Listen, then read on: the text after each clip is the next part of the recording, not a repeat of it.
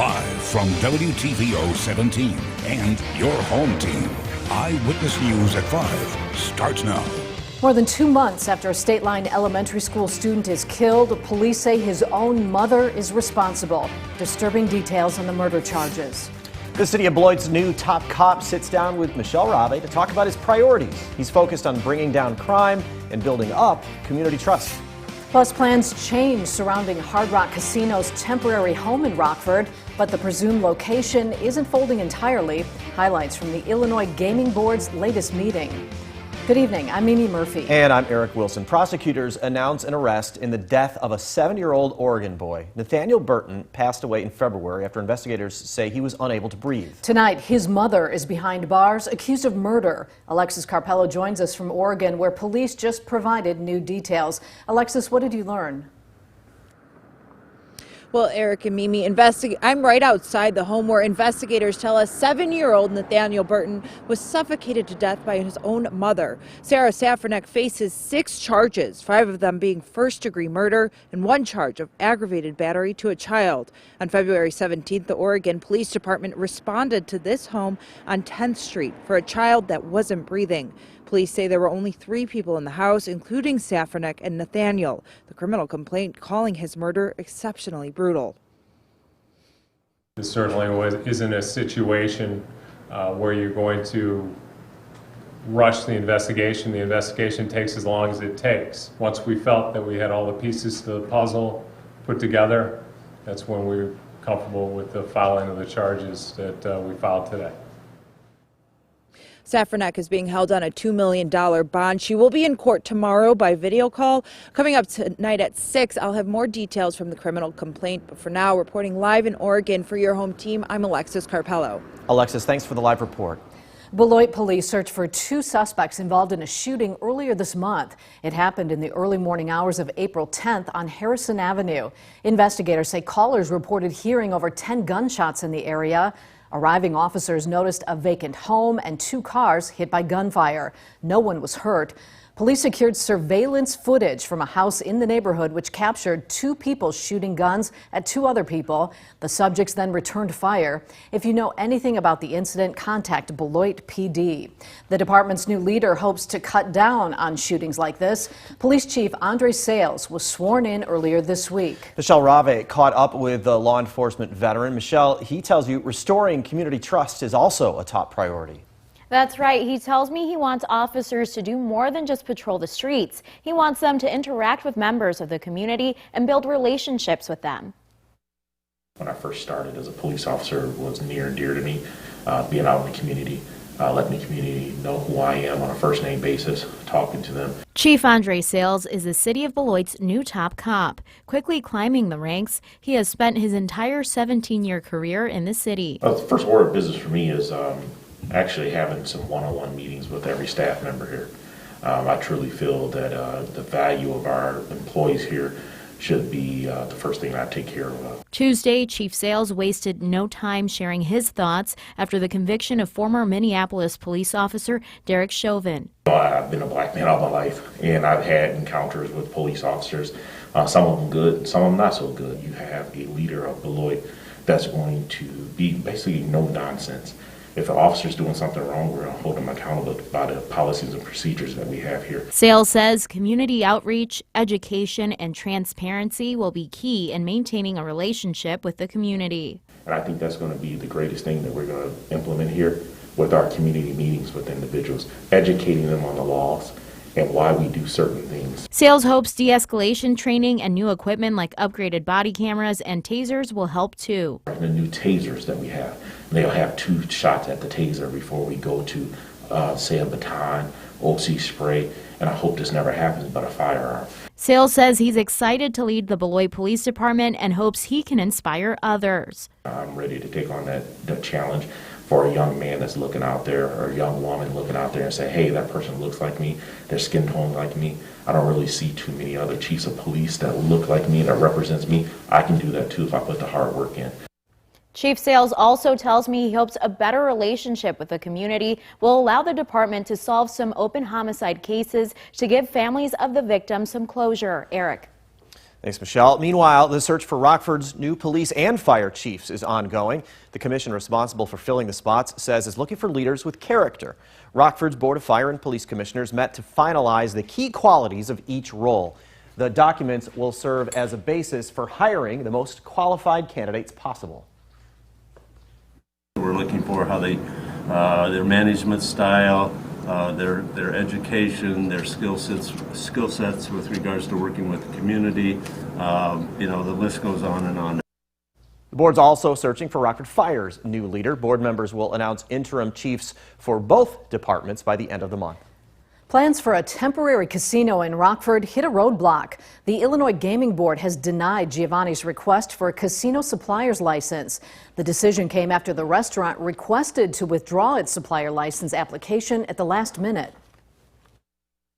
Staff in our investigations division, our licensing division, our financial audit division, our legal staff, and many others have been working on this application and this matter for many months, dedicated considerable amount of time and effort into this application, into this matter, and it has been the board's consistent practice to not grant requests to withdraw on the eve of full consideration by the board.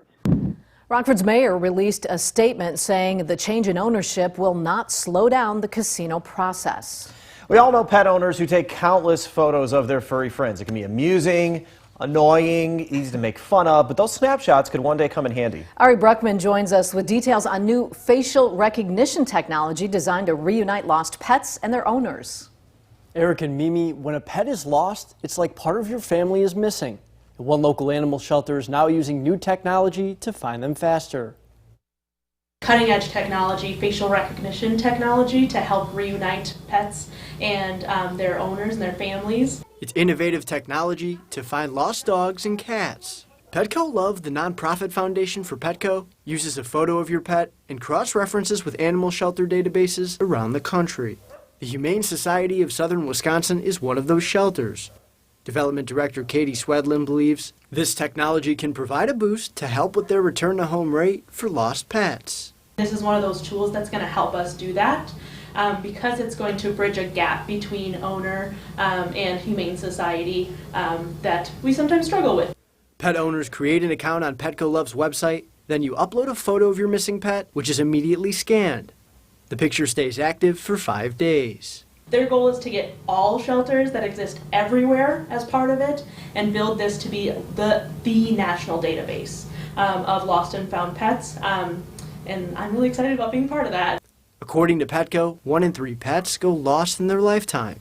Swedlin says she's glad the Humane Society of Southern Wisconsin is able to be a part of the solution. Uses that facial recognition technology to try and show you possible matches for your pet in different areas and different organizations around you. And then it gives you contact information, how you can get a hold of those organizations to try and see if that is your pet.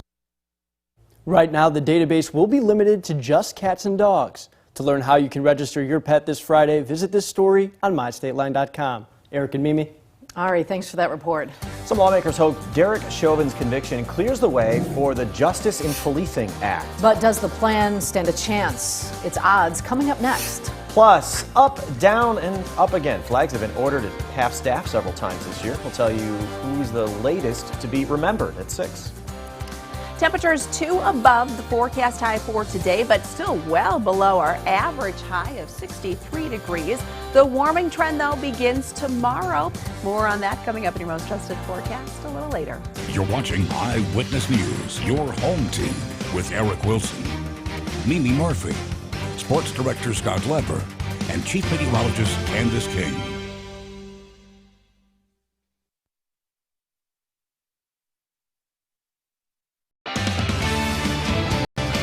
Federal police reform is front and center on Capitol Hill following yesterday's verdict against Derek Chauvin, the Minneapolis police officer who murdered George Floyd. The Floyd family is calling for the passage of the George Floyd Justice in Policing Act, and Democrats say they're ready to act. DC's Raquel Martin joins us with the plan's odds as she keeps us connected to the nation's capital.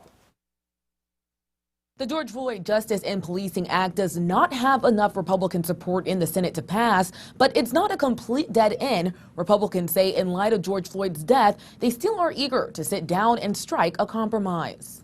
George Floyd's tragic death will not be in vain. Democrats say they're ready to pass federal police reform, following a jury's decision to convict former Minneapolis police officer Derek Chauvin for the murder of George Floyd. We will not rest until the Senate passes strong legislation.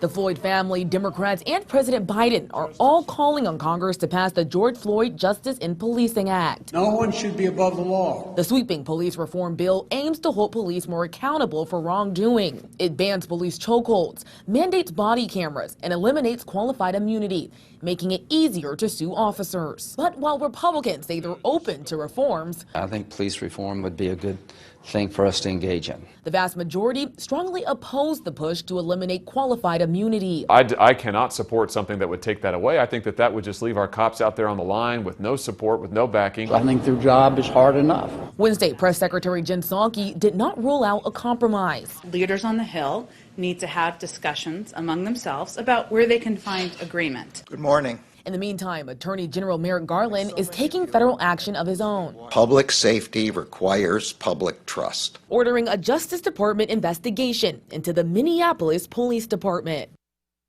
The former chairwoman of the Congressional Black Caucus, California Democrat Karen Bass, says she wants to see federal police reform passed by the anniversary of George Floyd's death, which is May 25th.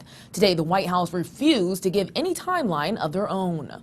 For now in Washington, Raquel Martin, back to you. Now, your first warn weather forecast with Chief Meteorologist Candice King. It's been a little on the windy side for us this afternoon as the winds have come in from the west and northwest, sustained at about 10 to 20 miles per hour, but we have had some gusts close to 30.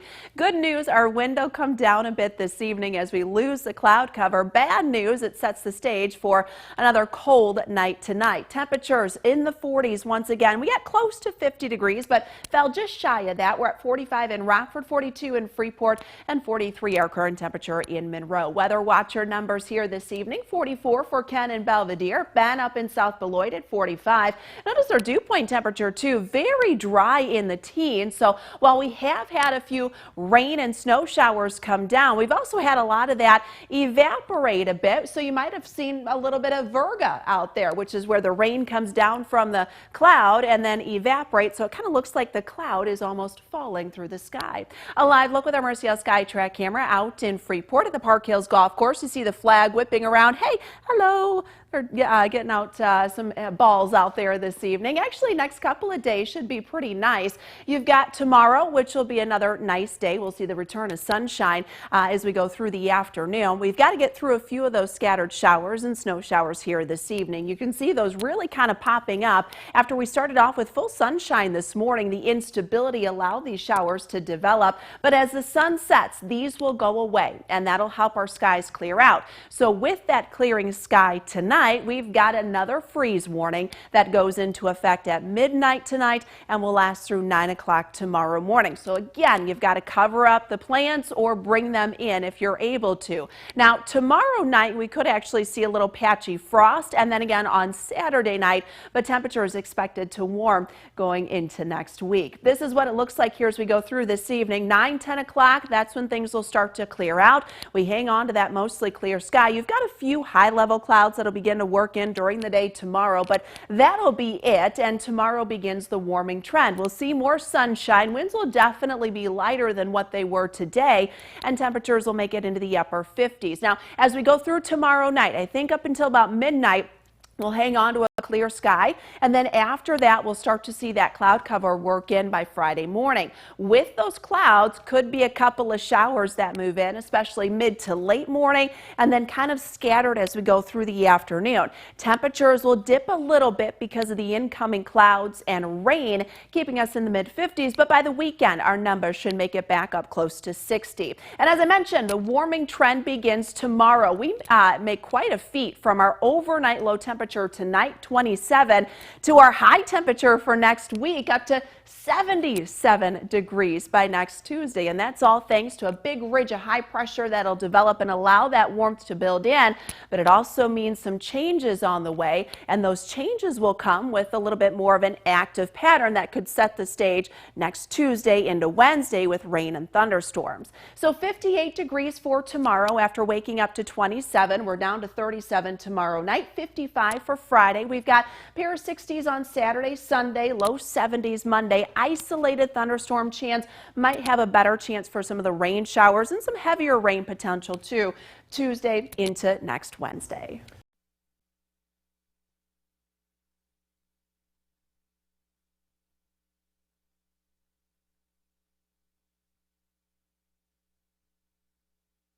Now, the Napleton Sports Desk with Sports Director Scott Leber. The Cubs hitting issues continue, and Javier Baez remains at the center of them. The Cubs won last night against the Mets, but they managed only 4 hits and struck out 12 times. Baez led the way with 4 strikeouts. He leads the major leagues this season in strikeouts per plate appearance at 48.4%. So almost half the time he steps up to the plate, he whiffs. His contact rate is also the worst in Major League Baseball. It's 50.4%.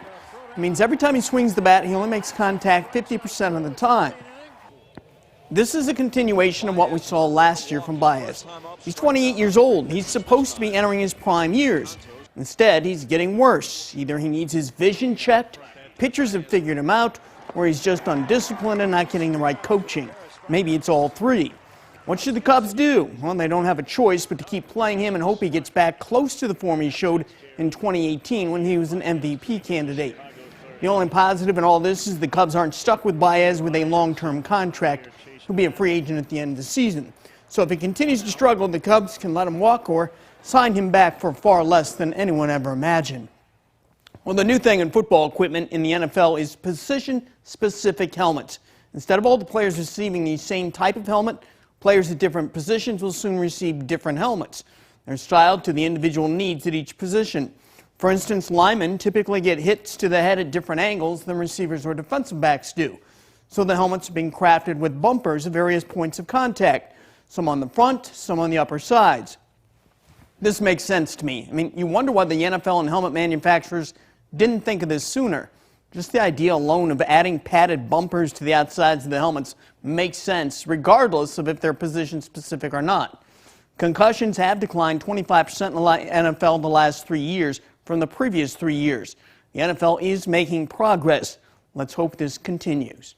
That's my take. We'll be right back.